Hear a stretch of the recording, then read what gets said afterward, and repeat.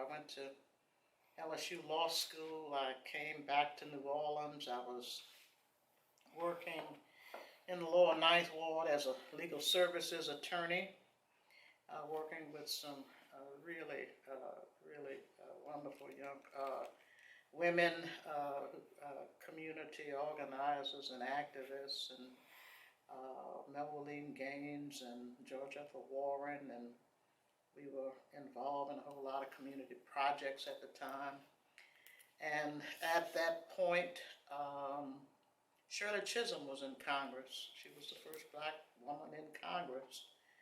And one of her pieces was that domestic workers, household workers, along with farm workers, were the only workers in America who weren't covered by Social Security.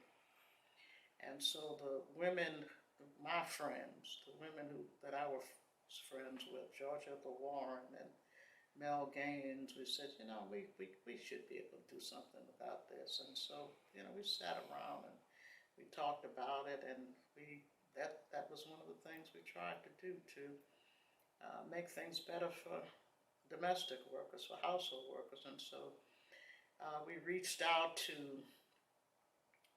other folk who were organizing household workers, and NCHE had apparently got a grant from the Ford Foundation to organize domestic workers nationwide, and they had resources and help, and they sent some folk down to work with us, and we organized some people and did some projects and did some programs, and they sent folks down to work with us.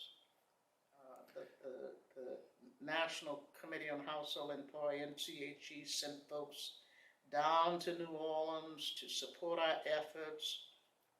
We had a big program at what used to be the Fontainebleau Hotel right there on Tulane and Carrollton,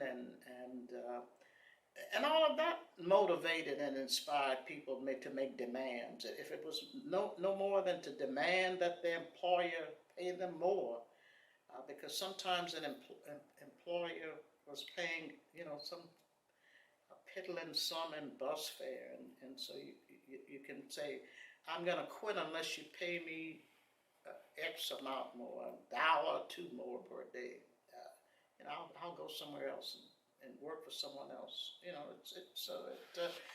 gave them a little bit more backbone.